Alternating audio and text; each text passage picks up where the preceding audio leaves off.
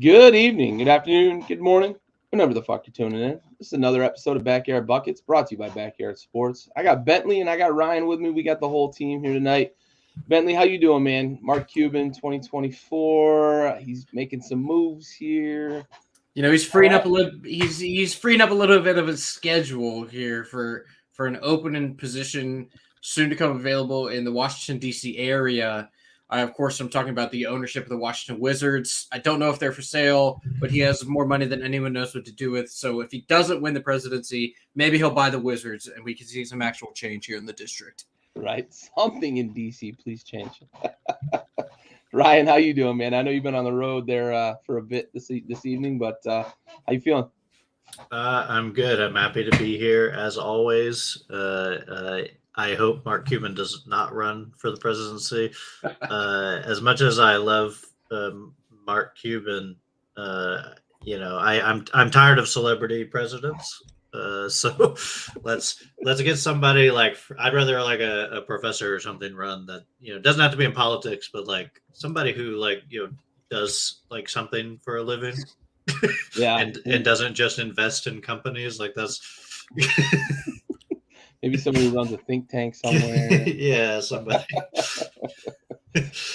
Well, hey, let's get into it. So I know we're going to talk quite a bit about the in-season tournament tonight, but before we get to that, I don't want to ignore the fact that we do have regular season action going on, which includes the in-season tournament. So I want to open the floor. Ryan, is there something from the last couple of weeks that you want to highlight? yeah I have one big thing that I know Bentley will be interested in, which is partly why I bring it up because there's nothing I love more than sparking Bentley's interest. It's in my top things period, not Top even on this four pod. thing? It's a Yeah, top four well, seed in his mind. only when I'm west of the Mississippi. uh, I wanted to highlight a player that I think's had a really good year after two kind of down years because of injuries and other things. But I'd like to talk about Jalen Suggs, Mm-hmm. who is playing for a team that I know Bentley pays attention to in Orlando, with some of his Duke buddies there. And I know he's a Suggs fan. Mm-hmm. He always was, and as was I when he was coming out of Gonzaga. The surprise is the offense has not translated, amazingly well. He's probably still a below average offensive player. His percentages are good right now. I think he's shooting 37% from three, which is, his career is 28%. So that's a huge jump. He's shooting 45% from the field. So, could use a little bit of work there. But if he's, uh, he could be argued right now as the best perimeter defender this year in the entire NBA. And that's high praise with the Drew Holidays of the world out there and guys like that. I wanted to highlight him because I was going, I've been messing around with dunks and threes as I've talked about, looking at random things. And Jalen Suggs is the number one rated defense plus minus in the entire NBA according to their metrics. Not an end all be all with defensive metrics, of course, but I think he's been amazing. And if he continues to shoot like that throughout the whole year, Orlando may have solved their guard problem because they can consolidate a little bit, like Cole Anthony off the bench, Jalen Suggs in the starting lineup, probably get off Fultz and like bring Anthony Black into the rotation, like as the third guard. And I feel pretty good about that. Is because what they need is a guy who can shoot and defend on the perimeter, right? They don't need playmakers because Franz and Paolo can do that. They're big playmakers already. They just need guys who can survive on the perimeter. And Suggs has the pedigree, and this year looks to be really good. And if he's as good defensively as he has been throughout the rest of the year, and is just serviceable offensively, like that's a huge win for Orlando, who have played above expectations in my opinion this year by a lot. Yeah, we're 3 for 3, right? I love Suggs coming out of Gonzaga. I thought it was a big win for Orlando to get him because I thought he could go a little higher in that draft and it wouldn't have been a reach. I did think his offense was going to translate better, and Ryan, you nailed that, right? I think maybe most people thought his offensive game would translate more because he was a guy in college who could get physical and go to the rack. I think it's because of what they're asking him to do, though, right? In that offense, they're not asking him to be on the ball and be dominant with the ball, which is what he was at Gonzaga. Running a lot of pick and roll, right? Because they had a lot of athletic guys on the wings there at Gonzaga, and they had, him kind of being the downhill guy a lot of times in that offense. You can do that a little more in college as well. Smaller space, smaller floor. The 3-point line is obviously closer, so you're not exerting the energy and having to really hone in on your craft to make those jump shots. But I watched the game the other night. Was it last night or the night before they played the Wizards? And he had a really good game, shot the ball well. I thought he looked comfortable too, shooting the three. They shot the ball well as a team from three. Franz is fucking silly, right? I can't emphasize that enough. Like, he's just so good. You mentioned he's one of the big playmakers on that team. But yeah, Suggs, I think, is coming into his own. And I think if he just becomes a 3-and-D guy and that's his thing, he could be one of the best. You already said he may be the best perimeter defender already. He could be one of the best 3-and-D guys this league has right now. And he could be in the conversation. We have the all-time greats with 3-and-D type stuff, and Bruce Bowen's kind of the main one that comes up when you talk about it. If he's anywhere near that, we can talk all day about how valuable Bruce Bowen was for the Spurs. If he becomes that for the Magic, this 13-5 start might not be an anomaly. And I was very bullish on him. I know I was much more bullish on the Magic than either of you guys, but I think we all thought they had potential. I picked them to be a top 4 team and host a playoff series and go well over their number in wins. And so far they look the part. I mean, they're second in the East. They look very athletic. They look long, and they challenge everything defensively. Ryan, I know you brought that up quite a bit in our season preview about how long this Orlando team is. It looks right on the court. And I'm going to pass it Bentley's way. I've saved you for last, bud, because I know you've got a soft spot for Orlando with all the Duke players, but also I think we had a lot of conversations about how good this team might be in the next whether it be 12 to 24 months. It seems like they're kind of ahead of their timeline. Yeah, absolutely. We are sitting here right now talking about the 13-5 division leading second place in the East Orlando Magic without their starting center for multiple weeks now at this point. Wendell Carter obviously has been injured. I know that acutely because he's on one of my fantasy basketball teams, and it's not great for me. But this is not a conversation about my fantasy basketball team. This is about Jalen Suggs, he's averaging a career high in points, steals, and rebounds this year. And the only reason he's not averaging career high in assists is because his minutes are down. Because as we all three mentioned going into the season, that that backcourt is loaded. They have so many guards on that roster. And it's really just super encouraging to see a guy that, like Ryan mentioned, I really, really like coming out of Gonzaga. I love the dual sport athlete players. To me, it shows versatility. Their body seems to be a little bit more ready than others. We see it all the time in the NFL with college basketball players to come in to play tight end. Mo Alley-Cox, Jimmy Graham, guys like that. Antonio Gates obviously being maybe the best to ever do that. But Jalen Suggs was Mr. Football in the state of Ohio as a senior in high school, which is insane because that's a hotbed. Yeah. He had multiple D1 offers to play college football, but he chose to go to Gonzaga and play basketball, where, like you mentioned, Gary, he was an on-the-ball guard. He had an incredible Final Four run with that Gonzaga team. Probably should have won a championship, but Gonzaga will probably never win a championship, so we're all okay with that. But I love his progression and development that he's shown, even in a very, very crowded backcourt there in Orlando. And he's carving out a nice niche for himself, like you guys both said. 3-and-D is one of the most valuable assets you can have in the NBA, and I liken him to sort of a young Marcus Smart at this point in his career, right? Where I think that the defensive prowess that he shows on the perimeter to hound the best ball handler on the the opposing team. But he's a better offensive player, in my opinion, than what Marcus Smart probably ever was, just strictly because of his decision-making, right? Yeah. We all remember Marcus Smart at Oklahoma State. It was similar to Cade Cunningham at Oklahoma State, right? He was ball dominant. He did all the scoring. He did the facilitating. Yeah, he was a volume guy. Jalen Suggs was a facilitator for most of his career when he was on ball at Gonzaga, right? He was dishing the rock, he was spreading it around, but he could score and take over college games when needed. Now, he doesn't take over NBA games, and that's totally fine because he has Franz, who we all really like. He has Paolo, who I absolutely love, and he has a plethora of other guys on his team that he can dish the rock to, and I think he is, like I said, he's carving out a very, very great niche for himself there in that Orlando scheme, and he's a player that for, I don't know, the last 2 years probably hasn't been in trade rumors, and especially coming into this season, it's like, well, this team might need another guy to take a step, right? They have all these guards. They just drafted Anthony Black. Maybe they package Suggs and some other pieces together and move off of them to bring in a super duper star to play with this team. They don't need to at this point. Franz has taken a step. Paolo is really freaking good. All of their guards are playing well, including Anthony Black, who's not playing a ton, but when he's on the court, he's shown flashes of being really good. I think that Jalen Suggs is in the running for most improved player, probably. I don't know that he'll get the minutes or the counting stats to win that award, but you can't overlook the progress that he's made on both ends of the ball, both sides of the ball, rather, down there in Orlando. Yeah, for sure.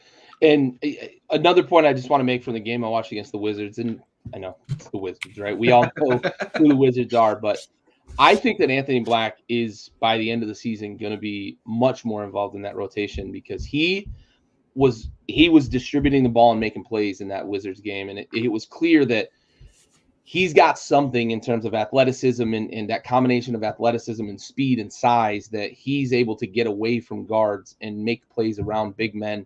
It's a lot like what we see from like De'Aaron Fox. Now, he's not De'Aaron Fox. He's not that quick. He's not that good distributing the ball, but I see it right in flashes that he's a guy that could be potentially, different. So, that might be one Bentley's going to be able to put a feather in his cap with how much he liked him in the pre-draft process that we ran here on the show. Well, Bentley, I want to go back to you, man. You said you had something you wanted to chat about. Let's chat. Yeah, so as is tradition on the show, I am the bearer of bad news. I am the Grim Reaper for NBA franchises.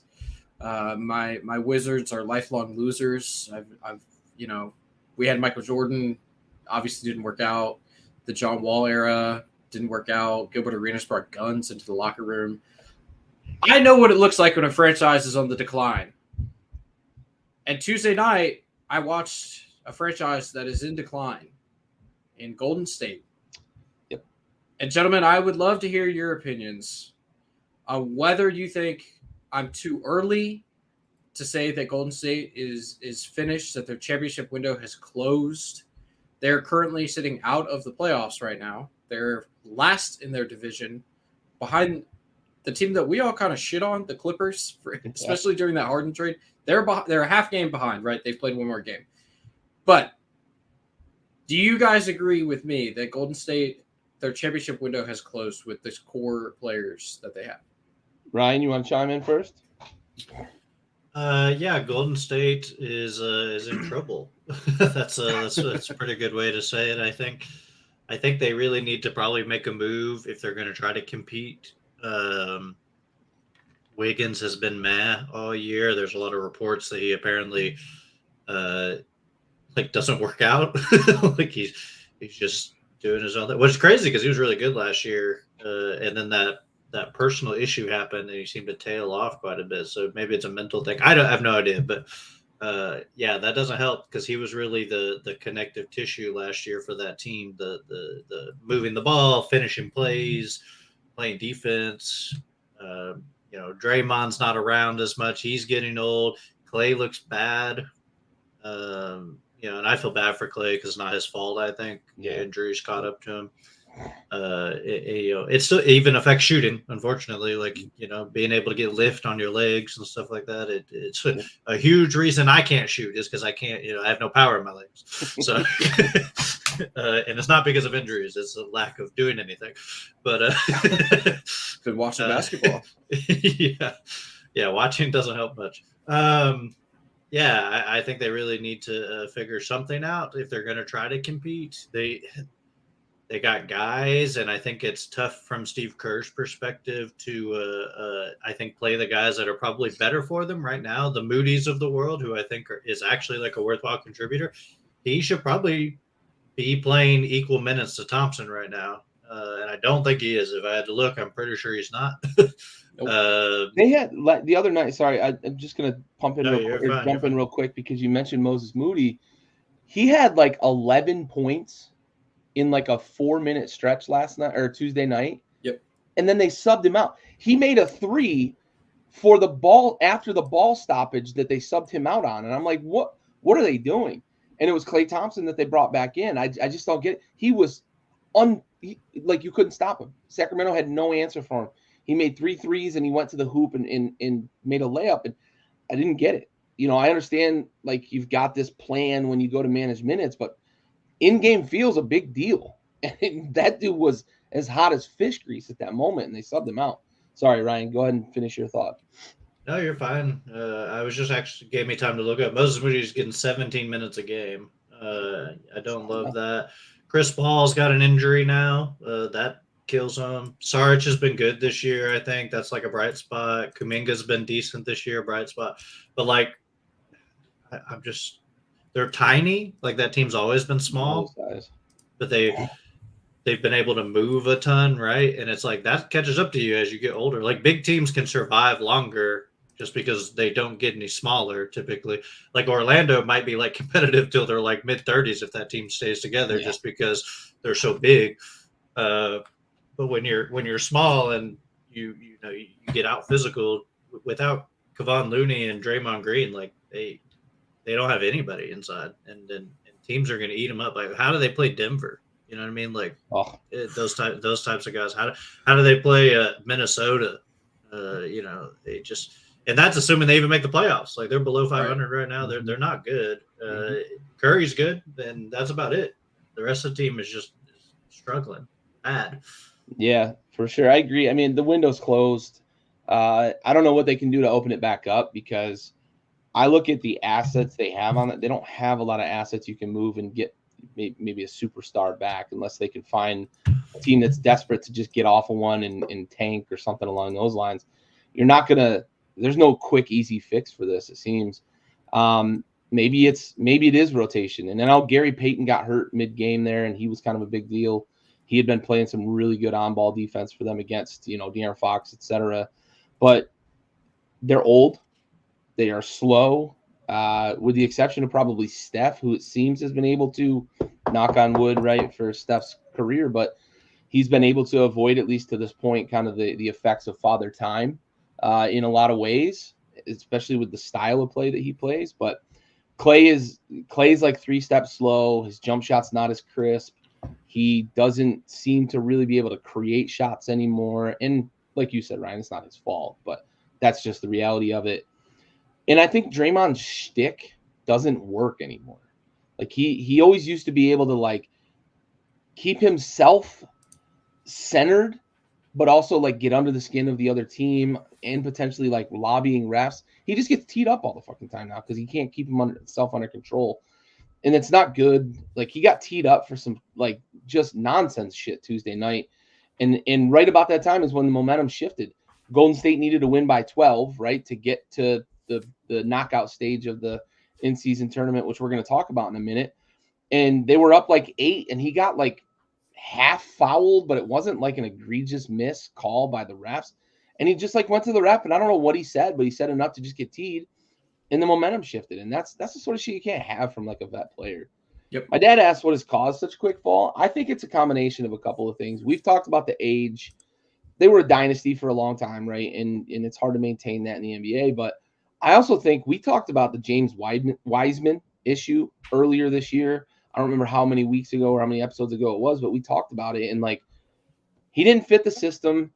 And he didn't overcome the fact that he didn't fit the system. He wasn't good enough in Golden State to overcome that. Now, he still got an opportunity to maybe salvage his career, but you can't miss on like top 5 picks when you have a dynasty that you can continue to hold together.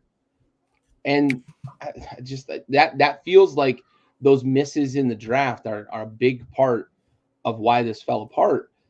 You look at what the Spurs were able to do, man. They just reloaded with role players over and over and over and over again during the Duncan and the Robinson and the Kawhi era.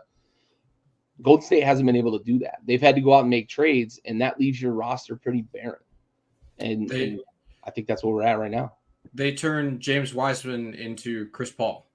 Mm-hmm. That they turned a number 2 overall pick in the NBA draft, which included LaMelo Ball, Mm-hmm. into Chris Paul. 38-year-old Chris Paul, making $40 million a year. Yep. And there were 3 guys selected after Wiseman that would have been better fits and wouldn't have been reaches at that point in the draft.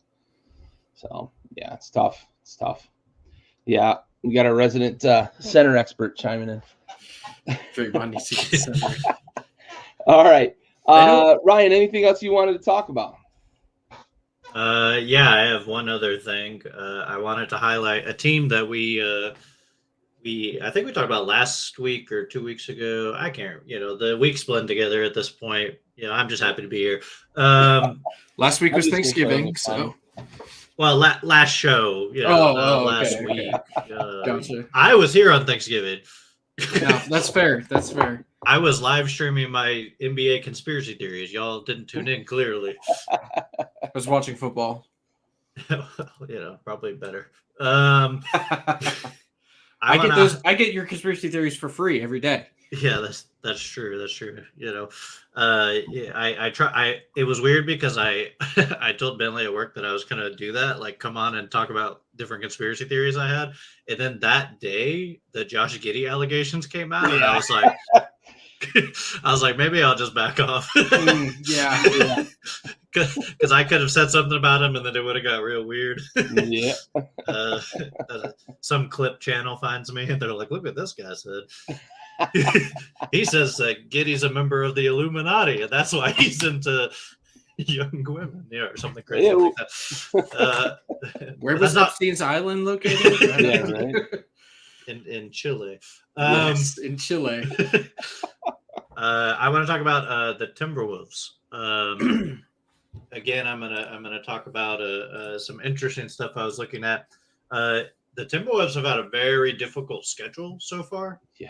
They're 13-4, so they've played pretty well despite that schedule. But they actually are ranked by a lot of metrics as the second most difficult schedule in the NBA so far this year, right after San Antonio, who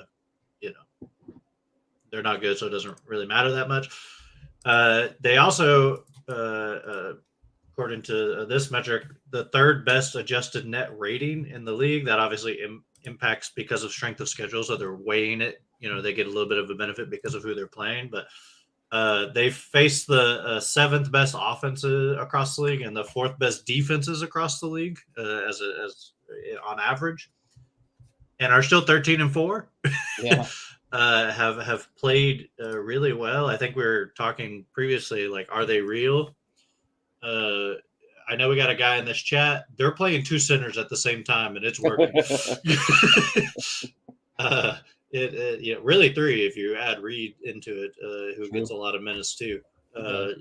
3 serious rotational time for centers, and they look legit based off their metrics. I mean, they look really good. Their offense is middling. Maybe a top 10 offense, like somewhere 10 to 15 offense, but their defense might be the best in the league.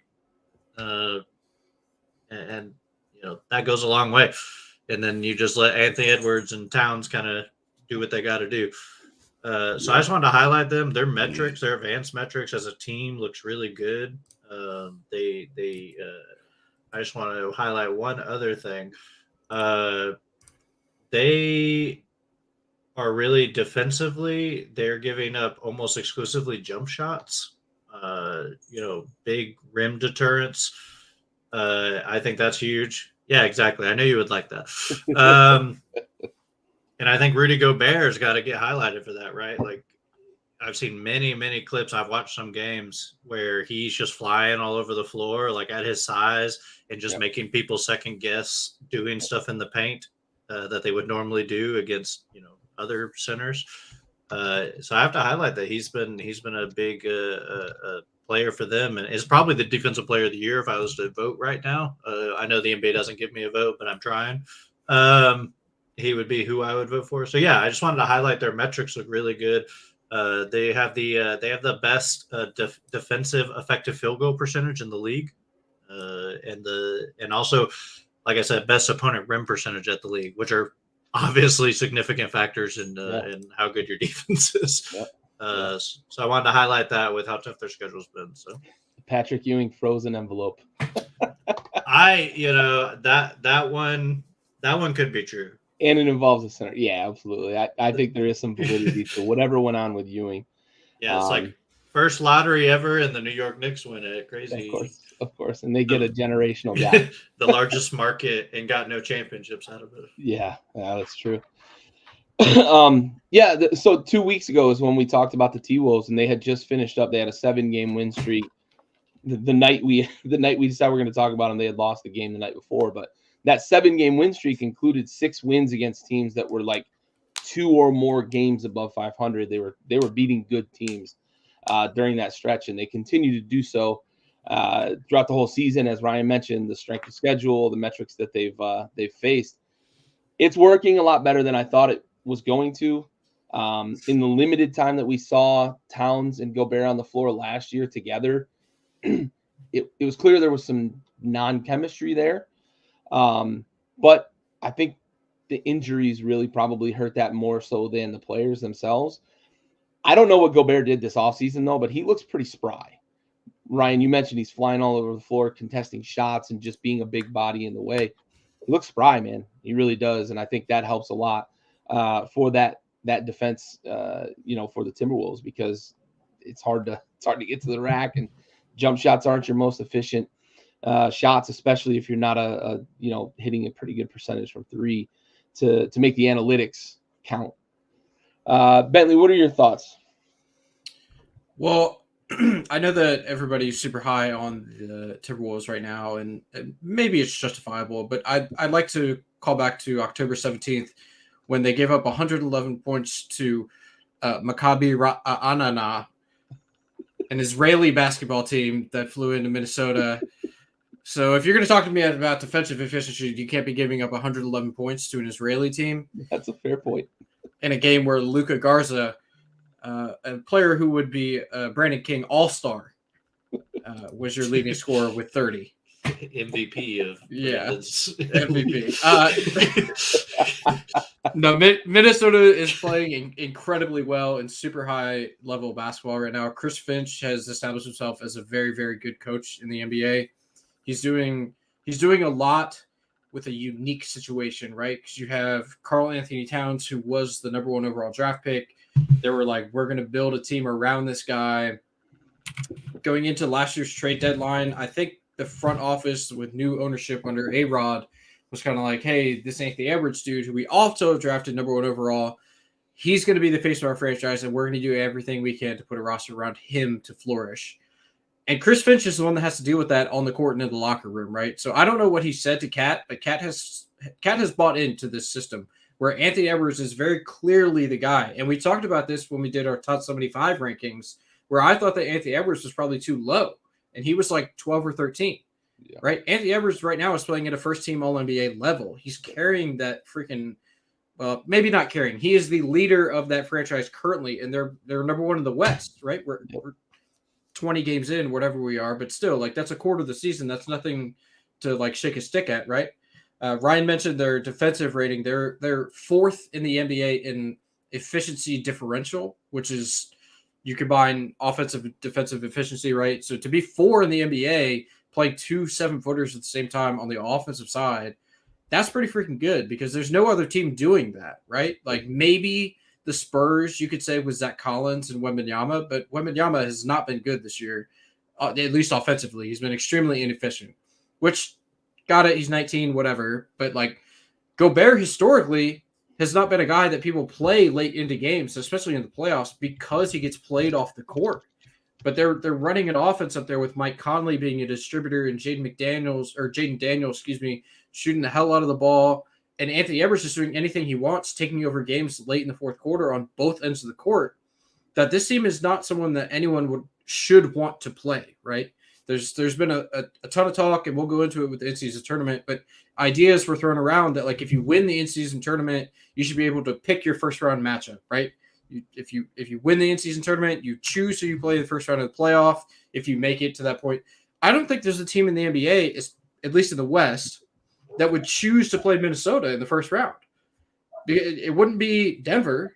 because they have three bodies with Naz Reid, really, that they can throw at Jokic. I know that Cat is not known to be a defensive guy, but he's a 7-footer, right? If you put him in front of Jokic, he's going to block passing lanes and sight lines and all sorts of stuff. I'm just very impressed by what they've been able to do with that roster. Yeah. And you mentioned it, Gobert has looked really freaking good. He's looked athletic again. There was a play highlighted I saw the other day where he closed out to the corner on Chet, and Chet pump faked and kind of got him on his hip, and Gobert was able to recover back into the lane and contest the shot. They gave up an offensive rebound, but whatever. Chet got the ball back and then airballed a floater in the lane because Gobert was able to recover again. I mean, that's stuff we haven't seen in like 3 years from him. When he was obviously traded last year, and then he was injured the year before in Utah. But they've got it rolling right now, and they're very, very formidable.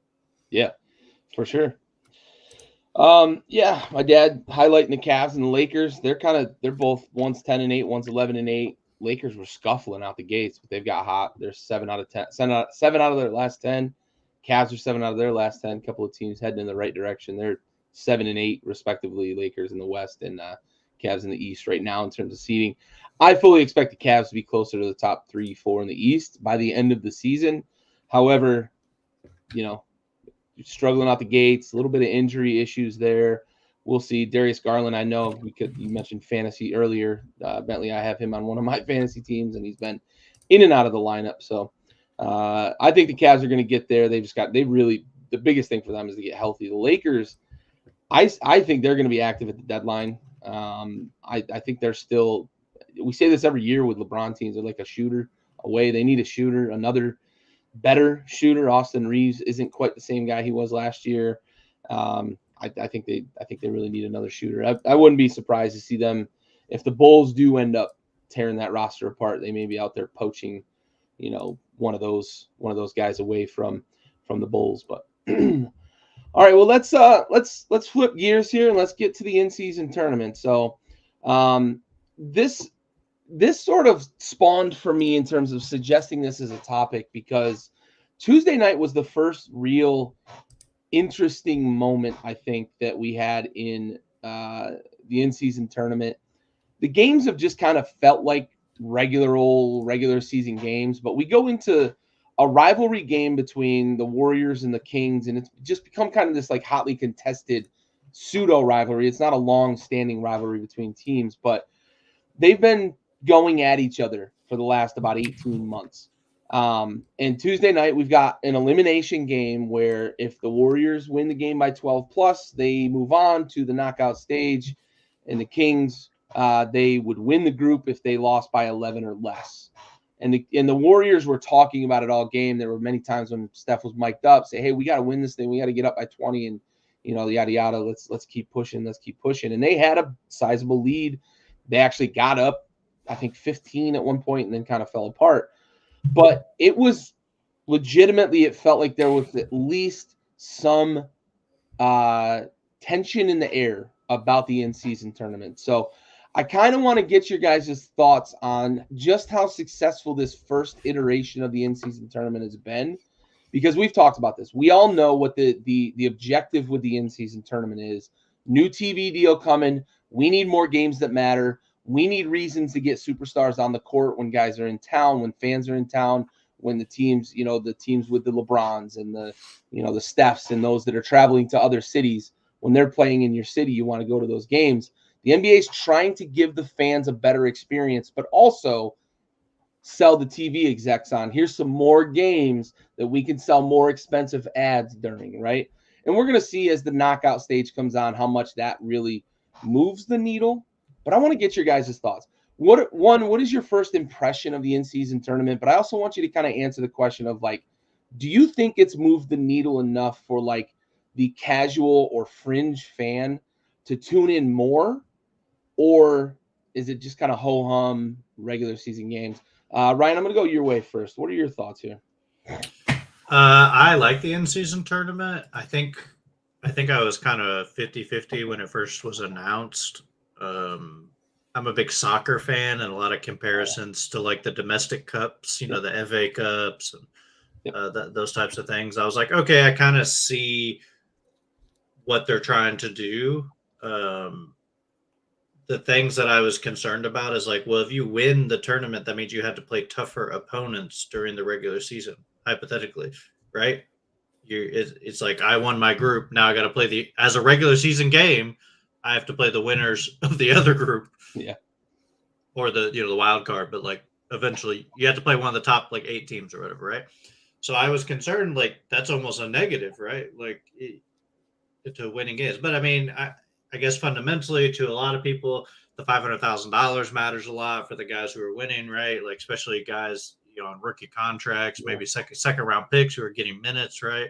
Those guys, that matters a lot. And heck, even making 10 mil a year, 500K is a lot. Like that's quite a bit of money. You got to pay taxes and stuff. So 500K matters. I think it was good. That was like the motivation because they couldn't go the FA Cup route where it's like this is a different competition. This has nothing to do with the regular season. They had to find a way to blend it, and I think they did a pretty serviceable job. Like I think it was kind of an interesting way to do it. I don't envy the job of the person who had to work that schedule out.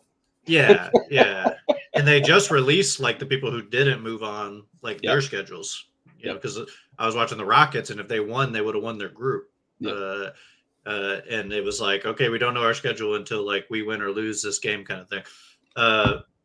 I find it really interesting for teams who likely won't win the championship get a chance to win something. I think that's like interesting. And I think if you do this long enough, it could legitimize that trophy as like a valuable thing, right? Similar to, again, the FA Cup or some other club competition that you see in soccer. And I think the games were better. I think making people like care about point differential helped the ends of games a lot. I did like that Joe Mazzulla and Billy Donovan got mad at Joe Mazzulla for like running the score up on Chicago. He was like, y'all are killing us. And it's like, we got to win by 23 to have a chance to get in.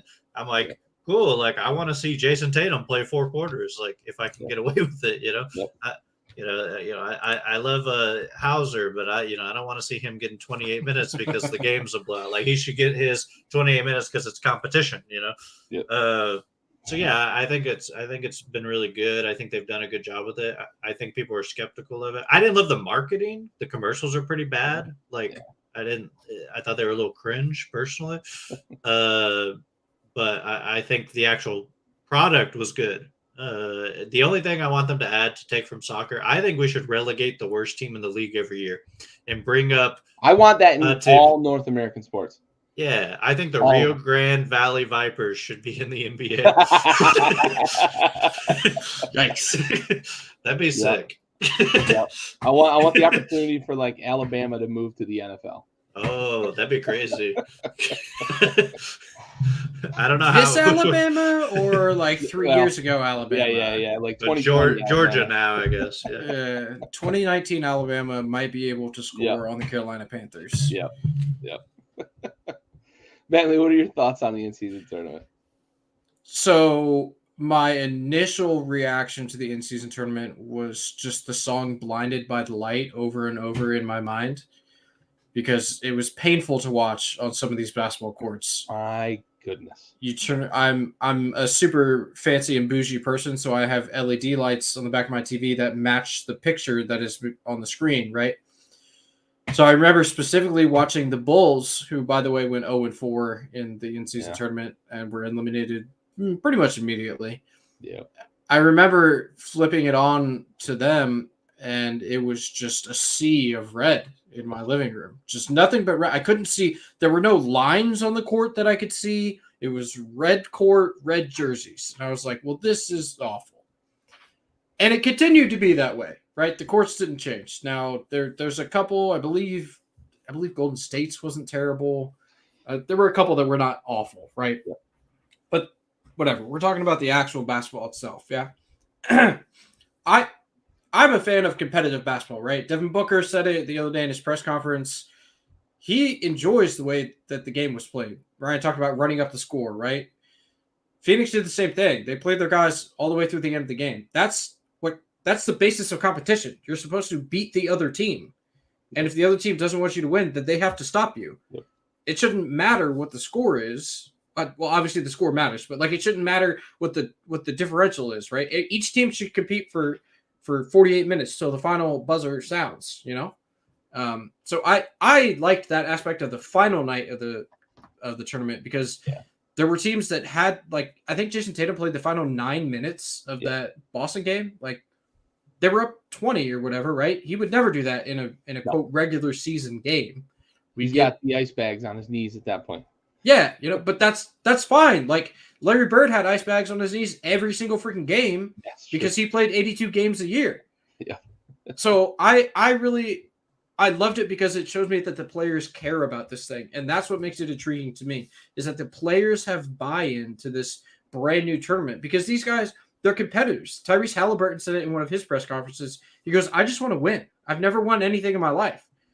Like, he didn't win at Iowa State. He didn't win in Sacramento. He's not winning in Indiana yet. But like these guys are competitors by nature, right? Yep. You can never say that about a guy who's a professional athlete. There may be one or two in history that didn't have competitive drive every single time they step on the floor, right? These guys want to win, and that's what makes it intriguing to me. Now, do I think that it moves the needle for the average NBA viewer? Probably not. Not until they get to Vegas to the single elimination knockout round. That's when I think that people will really tune in for the mere reasoning that A, it's still going up against football, and we know that football in America is king. And B, these are still technically regular season games, so nobody is being eliminated until they get to Vegas, and then it becomes sort of the March Madness style.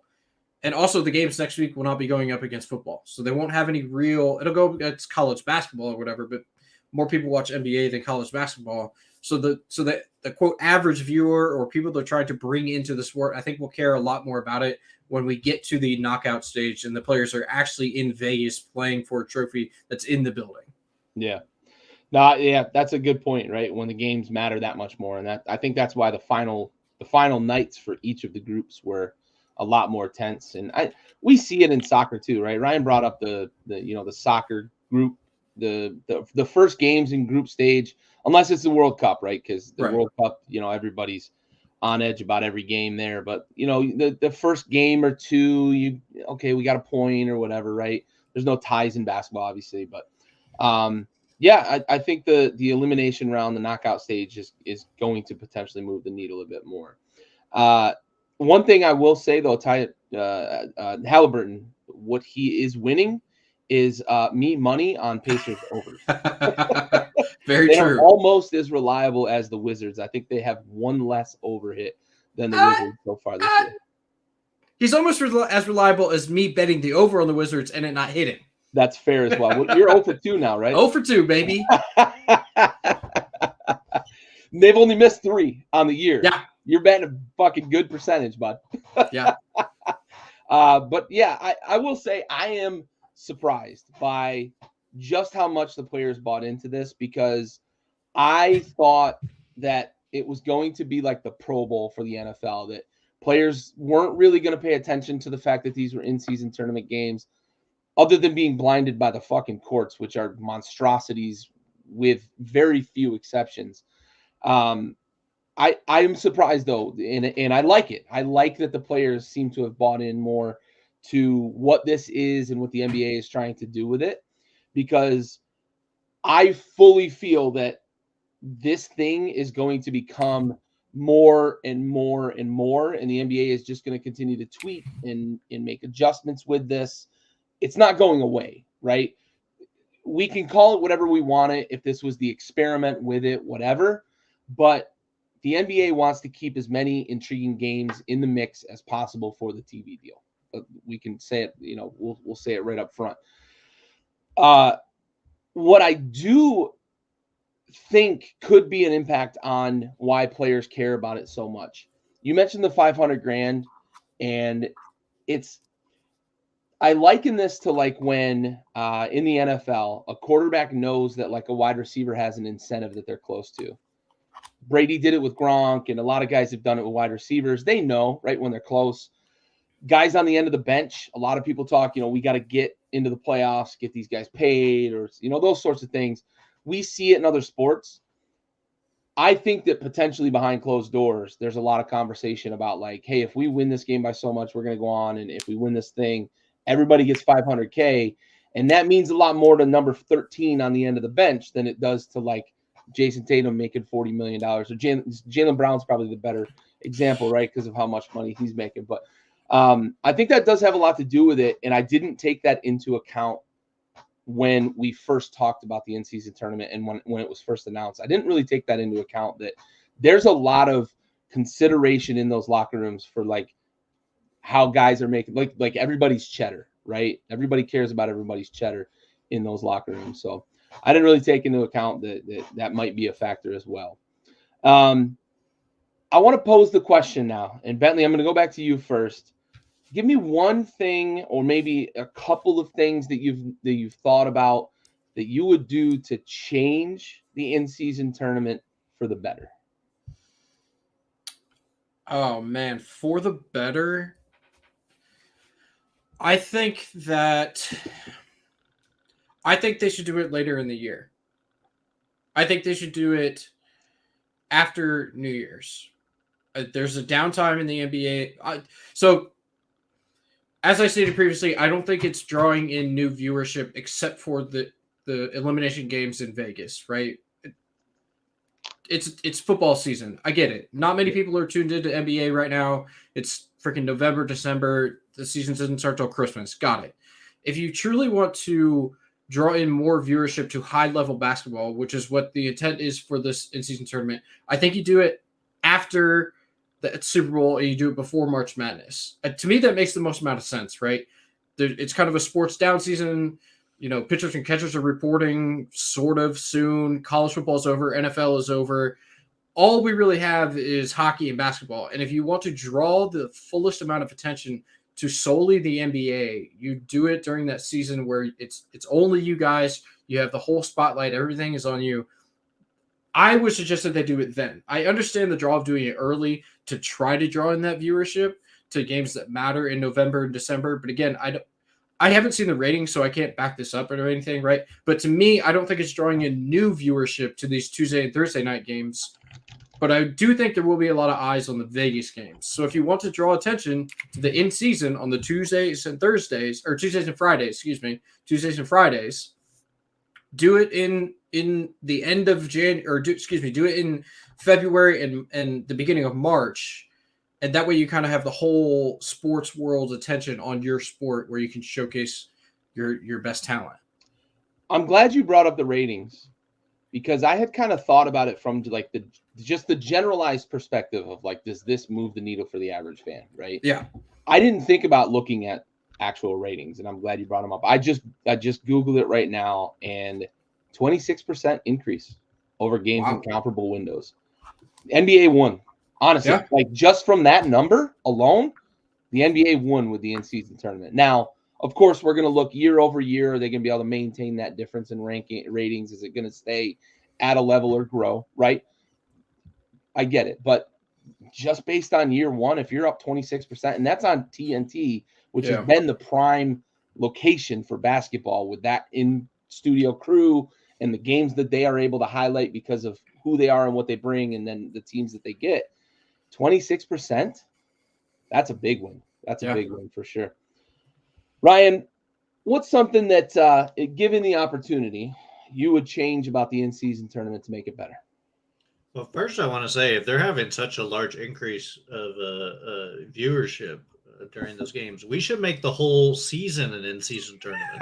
Right? And at the end, give it a championship. You play 16 of them, and the 16 winners go to the playoffs. Hey.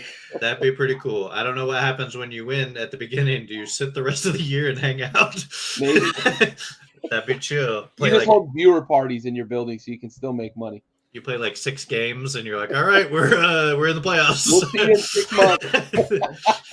months. We won 5 games by 36 points each. We're good. I'm gonna kind of half answer your question, because I think this is something I've advocated previously. We talked about how the end of the games became more interesting, right? Mm-hmm. They could have solved that a long time ago by using the Elam ending, Yep. which I know messes with statistics, and that's why people get mad about it. And they're like, I "Oh, love well, it though. I love it. the Elam ending always ends in a game winner Yep. every time, right? It doesn't mean it's exciting, but it's always a game winner. It can be a free throw game winner sometimes, but it's always a game winner. Guys are going to play to the end, right? Because you have to. Like, there's no other option. Like, you can't just bring the guys in and hope that you score, 10 points to end the game in the fourth or whatever. I think that could be an interesting experiment just for the in-season tournament.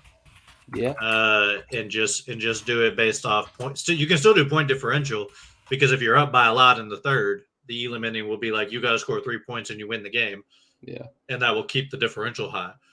Right. So it still matters a lot. So I would like to see that, as instead of just doing it in the All-Star game, I would like to see that implemented maybe fully in the in-season tournament, just because I think that would make it even more interesting. Instead of point differential and forcing guys to play a whole fourth quarter, it might be they play only half of 6 minutes of what would be a fourth quarter, but they still get a game winner. They can still have the traditional point differential, but the rest of the game matters just as much, right? So I think that might be interesting. If you're going to experiment, why not?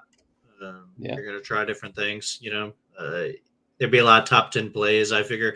And there's going to be teams that are up like 15 and they got to score like 2 points to win the game, and they're just going to be trying to like style on a guy to hit that. It's going to look cool, right? It's like Jason Tatum's going to try to cross over a guy and hit like a mid-range step back to win the game. Yeah, because he's like, I can do this 3 times before they're even within like 10 points of us, and if I miss, I'll just make a layup next time down, to play. So I think that might increase the quality of the end of the games even more. But I actually like Bentley's idea a lot too. I do too. Wanted to get. I do have a question on Bentley's actually. And it's more kind of hypothetical question. It's not necessarily like we're going to answer it here on the show, because there are so many algorithms that go into like generating the schedule. I wonder how much more difficult it would be to schedule the in-season tournament for post-January than it would be to be able to kind of say, like, okay, the first 3 months of the season, we've got these games and we've got a little bit of flexibility with who moves on to the knockout stage, so we can schedule these games without interrupting the regular season cadence. I wonder how you would be able to balance that and still achieve what you want to achieve with the in-season tournament and not mess up, because you don't want to affect balance, right? You want to make sure you're still playing the right number of opponents so that everything is even at the end of the season. This isn't like the SEC versus the ACC, right? You have a strength of schedule in the SEC is much higher than the ACC. We don't want to imbalance the number of opponents you play necessarily. So that would be one thing that I would be interested to maybe understand, if the NBA did it not only to try to intrigue viewers early in the season to keep them around, but also because like managing the schedule was much more feasible early. I don't know. I guess you could maybe just transpose it and you still would be able to manage it. It would just be you might be real front loaded against like division foes because of the way the schedule balances. I don't know. That would be one thing that I would be interested if they could do it later to get those, because I agree, Bentley. I think it would generate more buzz that at that point of the season, or that point of the calendar year, because we don't have anything, right? NFL dominates. We don't have March Madness yet. We have hockey, we have basketball, and baseball's not even getting going. Some pitchers and catchers might report. So to that point, what another option, right? And I'm not sure what the TV deals are, right? Because Tuesdays are TNT nights and Fridays are ESPN, ABC. I wonder if there's a way to not do 2 games a week, extend the kind of group play stage, make it like 10 games long. You play it only on Friday nights, because when college basketball kicks off, Tuesday night is a big night for college basketball. It's Super Tuesdays, right? Yep. So you're competing Super Tuesday college versus NBA play-in. So maybe you just play it on Fridays. You do it every other week until after the Super Bowl, and then you have like 10 weeks of data. These are the teams that win your play-in or your group play, and then you have the 4 teams go to Vegas or whatever, right? Like, there's a way to finagle where you can work the schedule so that teams are playing equal number of games, but it's not even based off of equal number of regular season. It's equal number of play or in-season tournament games, right? Yep. So like if you do it once a week or every other week, however you want to make that work, you could postpone the Vegas part of the tournament. Now, one hiccup to that, a reason they may not do it later in the season is because they want to avoid having star players get injured during the season. They want to have it early so that they just kind of avoid any major injuries that could possibly happen throughout the season. That might be one of their lines of thinking. I don't know. Maybe. But I think there's probably a way to do it once a week or once every other week to get to 10, 11, however many in-season tournament games in group play you want to get. Maybe. And then do it in February. Hey, there's more money in that. More games, more money. The NBA ain't going to turn it down, right? For sure. And I know the TV execs that are negotiating this new TV deal are not going to turn it down either. More games that matter. I think the schedule is something that, like I said, I don't envy the job of the person that has to do it, but I think it's doable. I think it would just be a complication for maybe a number of reasons, right? Is it balance the schedule? Is it worrying about injuries to players, that sort of thing? You want the superstars on the court in the games that matter. So for sure. Mine, Bentley, you already kind of mentioned it. The courts, holy shit. They have been monstrosities in a lot of these arenas. There have been some good ones. I will give that credit where credit's due. I think that you mentioned Golden State. I think not Denver's. There's a few that off the top of my head I know I've watched and I'm like, okay, this isn't intrusive. And that's the word I used because it's intrusive in the broadcast. And not just when like you have the additional lighting, like it's intrusive because you can't see the 3-point line in a lot of these arenas when they've got the courts painted the way they do. You almost can't see like the midcourt if they didn't have the big trophy. It'd be really hard to see that. The jerseys that they've got match the court in a lot of the games. I know ours, the Wizards, matched the court, and it was like it's hard to watch. So my one improvement that I would suggest for the NBA is to rethink the design of the courts because it makes it hard on the eyes, man. It just makes it hard to view in a lot of these arenas. They haven't all been bad, but a lot of them need to be fixed in a way that it's hard on TV. And I know, like I have to think that it's not easy as a player either in these games to be on, especially like the ones that are like just obtrusively teal. That's so hard. And then there's like the bright yellows, and you mentioned the Bulls with the red. Like, oh, it's bad. Stuff's hard on the eyes. I just can't imagine it's easy to play in those arenas either. So for me, that's the big thing. Let's go ahead and do the big trophy. Just get rid of that gaudy strip of whatever color paint they decide to paint it in a given arena. So I get the idea. It's all marketing, right? It's new jerseys, it's new hats, it's new whatever. Just sell those. I don't need the court painted the same color as these jerseys because it's hard on the eyes in a lot of these arenas. Just do like the lane. Just paint maybe the lane. Just that, right? Maybe. Yeah. You could do the lane like anything you want it to be, and it wouldn't be awful, right? It's the majority of the thing being freaking purple. Oh. And I'm like, dude, what are we doing? Oh my goodness, it's terrible. It's terrible. They lit the beam. They lit the beam in the arena in Sacramento. Yeah, that one was tough on the eyes. I know that. All right, as is tradition, on Thursday we have NFL football tonight. We've got the Seahawks against the Cowboys. I believe the number was 6.5 the last I looked. 9.5. I'm trying to look it up right now. 9.5. That's right. 9.5. Earlier in the week it was. Is it still? It's 9.5 right now on FanDuel. 9.5. Okay. So 9.5 points the Cowboys are giving up against the Seahawks. Now the Cowboys are home. So I want to go Bentley. You first. Cowboys against the Seahawks. Are you picking? And are you gonna lay the points or are you gonna take them? So I am going to, after I consult my my model over here. Where's my okay. I'm taking Dallas. I'm taking the points. I always say that. I'm laying the points with Dallas. Okay. I'm laying the 9.5. Dak Prescott is playing the best football of his career, to include at Mississippi State, where he was very good and very underrated. Geno Smith, I don't know what the difference is between last year and this year. They drafted a wide receiver in the first round, and Smith and Jigba, who I thought is was very good. good. In the NFL, man. Yeah, I thought he was really good. Yeah, I think he is good. I They don't can't think figure that. him out. Yeah, I don't think Geno is playing well. Yeah, that's Kenneth Walker, I believe, is out again this week. Their running game is going to struggle without him. Deron Bland has more touchdown receptions this year than does DK Metcalf. Yep. That's a problem because DK Metcalf is going to want a big contract. Yep. I just don't have a good feel on the Seahawks team. I'm not sure what they're good at. They had one of the best secondaries in the NFL through like the first 6 weeks. That seems to have kind of gone away.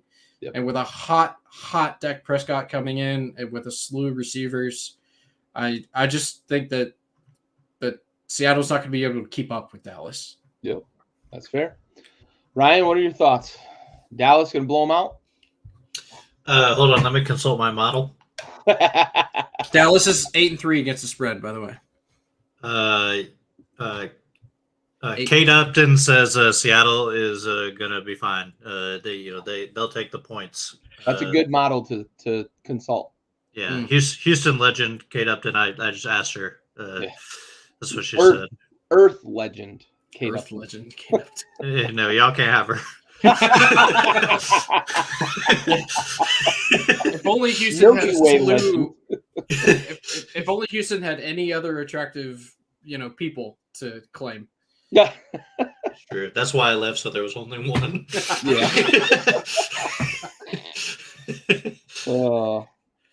So who are you taking? Seattle. Seattle. Yeah, not straight up. I give them the points. I think you're going to take 9.5, but the Cowboys are going to win. Yeah, I think Seattle's played down this year. I think they're a little better than their record. Okay. Well, I'm going to contradict what I said on Tuesday's show. So if you tuned in to the Backyard Blitz, I picked the Cowboys to win this game. However, I've got a sneaky feeling about this game. It is one of those games that Dallas trips on their own foot. They also are 0-3 against teams with a winning record this year. And they have feasted against bad teams, including our Commanders, to the tune of like 500 points in the fourth quarter. Mm-hmm. So bad so that they were able to say, we're not going to do the turkey leg thing on this touchdown. Well, wait. We'll do it on the next one. But I don't know what it is. I'd call it a gut feeling. I've had a sinking feeling since Tuesday when I picked the Cowboys that I don't know that they're a good team. I wonder if they are truly the beneficiary of they've had one of the softest schedules in the league so far. They play in a very bad division with two very bad teams and a dominant team that beat the dog shit out of them.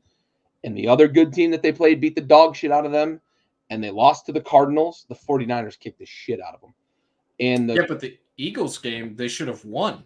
Oh, no. I'm sorry. You're right. The Eagles game wasn't the one I was talking about. You're right. The Niners kicked the shit out of them. Yes. But they also lost to the other birds that they played, the Cardinals, the fucking Cardinals.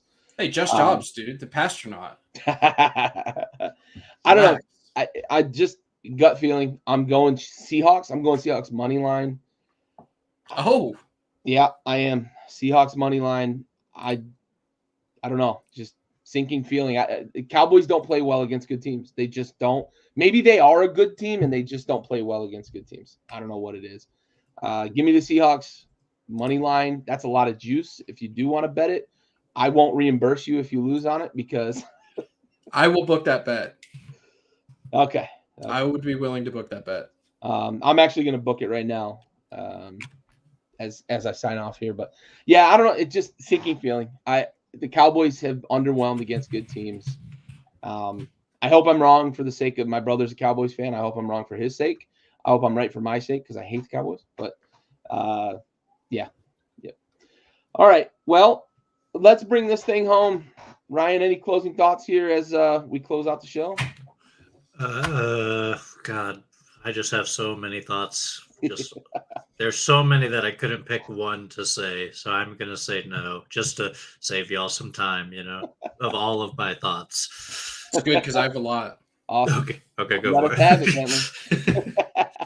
So I've long on this show talked about my extreme affinity for college basketball, and for one school in particular. That being, of course, the Duke Blue Devils, who played on the road last night at Arkansas and lost the game by 5 points. Now, for those of you that are unfortunate enough to see me on a daily basis, you know that I kind of live and die, and my mood rises and drops with my fandom, right? So you might have thought that I would come into work depressed and upset about the loss last night. And I was in the moment watching the game. I was very upset. There just seemed to be a lid on the rim last night, and they could not for the life of them get it off. But I was encouraged as the game closed out, and I thought about it a little bit more. At the 2:18 mark of that game, they were down 12 points to an Arkansas team in a game where they played 5 freshmen significant minutes in an extremely, extremely hostile environment. It was a record-setting attendance for Arkansas last night. At the 18-second mark of that game, they had cut the lead to 3 points. Once again, playing 5 freshmen significant minutes in the game last night, including a guy that had not played all year, except in garbage minutes in JT Powers, who was a lights-out three-point shooter, by the way. So as I sat and contemplated the loss, I was rather more encouraged. Two-hip flip, Kyle Filipowski, potential player of the year in college basketball this year, played 11 minutes in the first half and scored 3 points. He scored 25 points in the second half and was absolutely dominant on the offensive side. So why am I encouraged? Because that's a team that did not give up. It's very easy at the 2:18 mark in a hostile environment on the road to give up and kind of pack it in, playing as many young guys as they did. But they didn't. They fought back. They forced turnovers with their full court press. They were able to claw back to within a 5-point margin. Or a 3-point margin with 18 seconds left. And at that point, you're shooting free throws or whatever. You kind of need a miracle. I'm in on the Duke team, man. I was very down on them at about the freaking 15-minute mark at the second half when the game was getting out of hand. But I watched them claw back into that game, and I think this team is going to be a lot better at the end of the season than they are currently. And that gives me, with a rotating cast of freshmen like they have every year at Duke now, it seems like it was nice to see them claw back and show a little bit of fight and pride in a very hostile environment down there in Arkansas. Yeah, I'm a known Duke hater. Yes. And I'm not a North Carolina fan. I'm just a Duke hater. God, they looked good yesterday. They looked so good yesterday. Yeah. But I will say, what I've been most impressed with is from about the maybe third, almost near halfway point of last season, when there were rumblings about whether or not Shire was going to be able to make it work. They played a lot better basketball. They played well down the stretch. I felt like they had a shot against Tennessee and could have really challenged for a potential Final Four spot last year. And it's clear this year that Duke's probably going to be okay, right? They're probably going to be okay in the post-Coach K era. They may not have the same level of success as they did with Coach K. The jury is obviously still out a year and a couple of weeks into the Jon Scheyer era. But I feel like they're going to be okay, man. And I hate to say that because I don't like Duke. But it feels like they're going to be okay post-Coach K. We're not going to lose one of the blue bloods here with a transition from big-time coaches, because that has happened at other schools where you lose a big-time coach and you go through this lull for 10, 15 years. I think we're going to get it with Syracuse, right? Syracuse has been – however you feel about Syracuse, they're a team that nobody wants to play in the tournament. Yep. They may not be that for a while here after Coach Boeheim left. So for all you Duke fans out there, I still hate them, but – Two words. Yeah. Cooper Flag. Yeah, buddy. They're still getting talent in there, and I think they're going to be okay, man. I think they're going to be okay. All right, well, appreciate you, boys. Good episode. Appreciate the comments in the chat. For Bentley, for Ryan, this has been another episode of Backyard Buckets, brought to you by Backyard Sports. We are out.